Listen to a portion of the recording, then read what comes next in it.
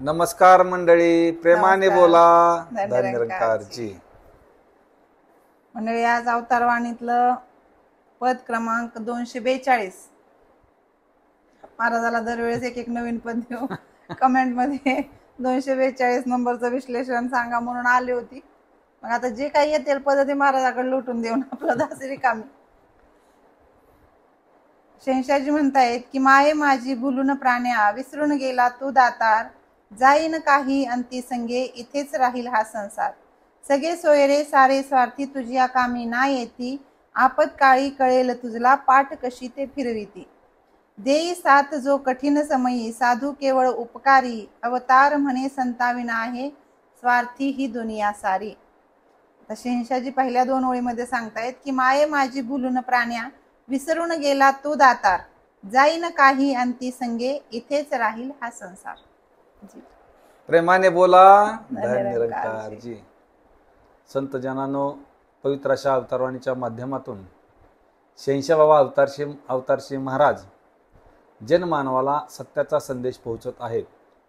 शहनशाहजीला काय सांगायचं? माये माझी भुलून प्राण्या, विसरून गेला तू दातार, जाईन अंती संगे काही, इथेच राहील हा संसार.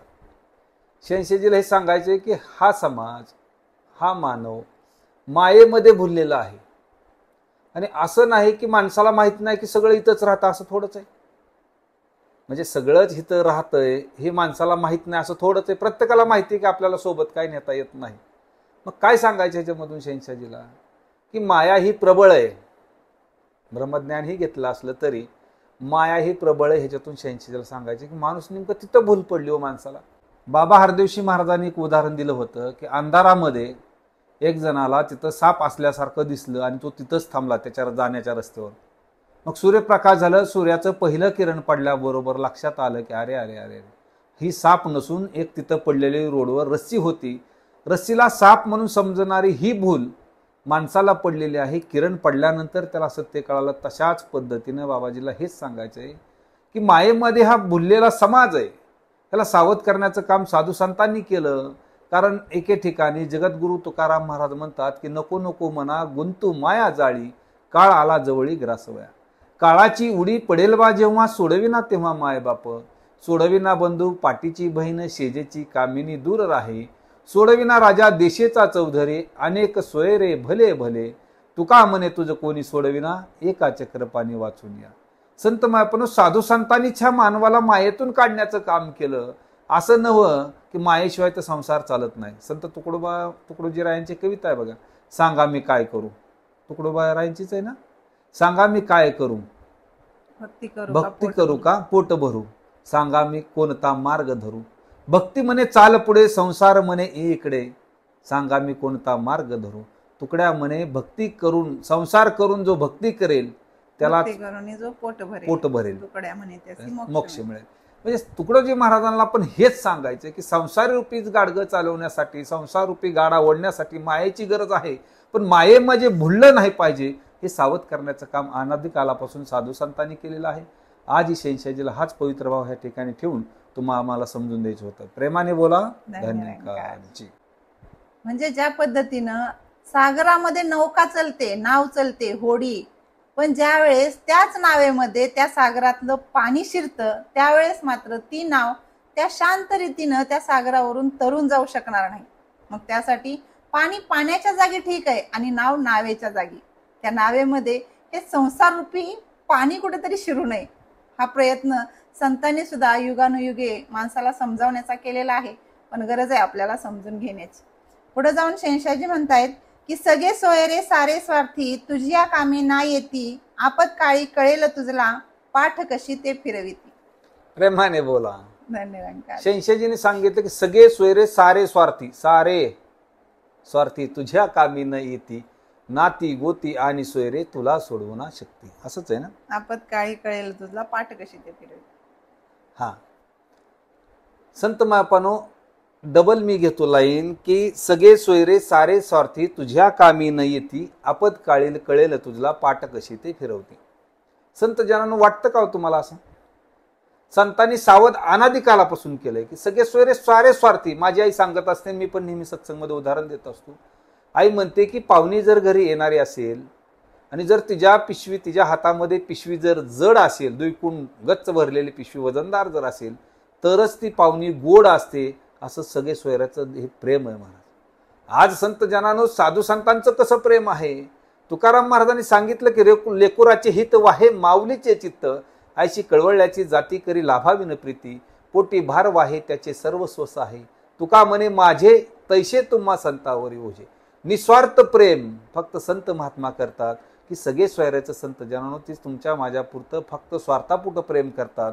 म्हणून कबीरांनी एका ठिकाणी सांगितलं की संगत करले संतन की जन्म काकुच हित करले, उत्तम नरदेह पाया प्राणी इस काकुच हित करले, सद्गुरु शरण जाके बाबा जन्म मरण दूर करले.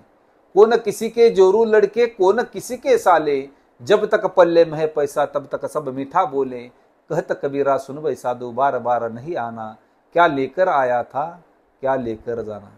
कबीरांना हेच सांगायचे की सगळे स्वार्थी आहेत, स्वार्थाचे संबंधी सारे, कोणी नसे बंधू भगिनी, दुःखदायी दुनिया सारी, खरे प्रेम गेले निघून. ही अवस्था आहे मायबापानं. आणि पुढे शंशाजी म्हणतात की आपद काळील कळेल तुझला पाठ कशी ते फिरवती. संत मायबापानो, नुकताच हा पर्व निघून गेलाय, कोरोनाचा काळ निघून गेलाय. काय परिस्थिती झाली हो. आमच्या गावामध्ये मुलाने बाप बाहेरून आलाय म्हणून फोन करावा, आमच्याच गावामध्ये बापाने मुलगा बाहेरून आलाय म्हणून फोन करावा. काय अवस्था त्याला येऊ देऊ नका गावात म्हणून, नाहीतर म्हणतील कशा पाय फोन करावा. हा, पोलीस स्टेशनला फोन करून सांगायचे की ते आले, त्यांनी क्वारंटाईन करा. काय परिस्थिती होती मायपानं. ती काळ आम्ही अनुभवलाय. ह्याच्यामध्ये माझं म्हणणारं कोणी मिळालं नाही.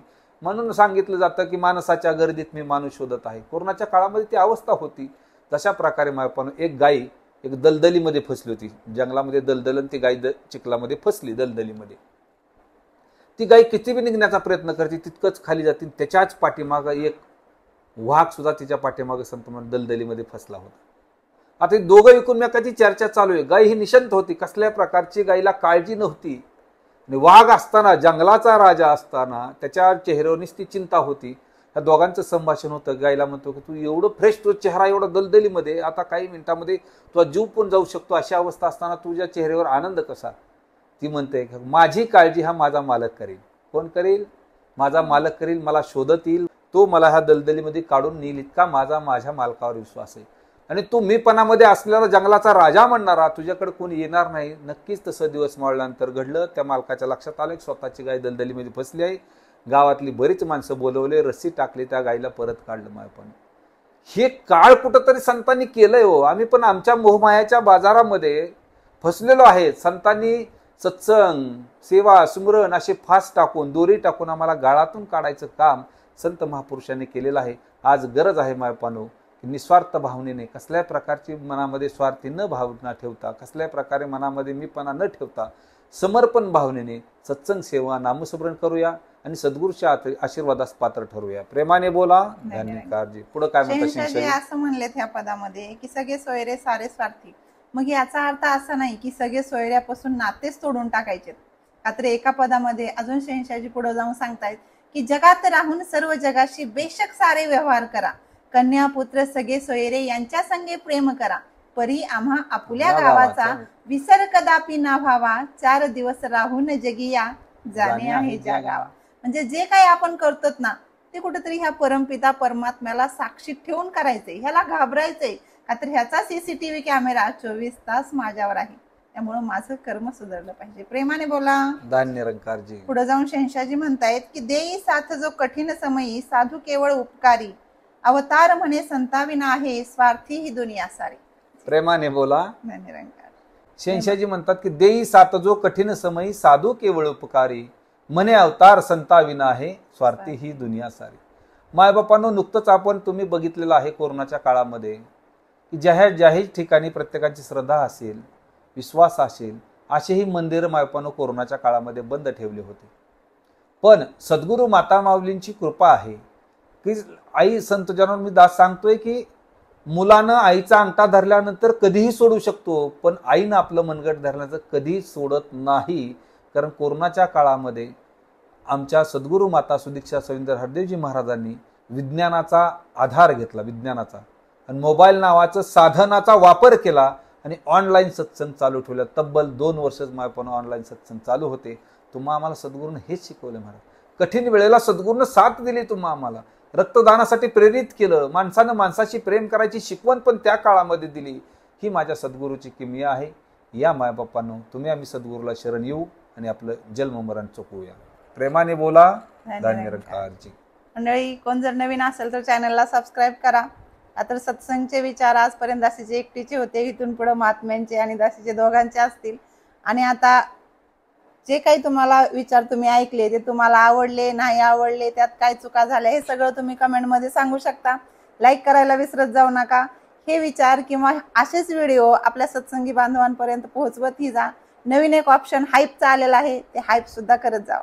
प्रेमाने बोला. धन्यरंकारजी. दासकून बऱ्याच काही चुका झाल्या असतील तर दासला उदारता करणाने माफ करा. प्रेमाने बोला. धन्यरंकारजी.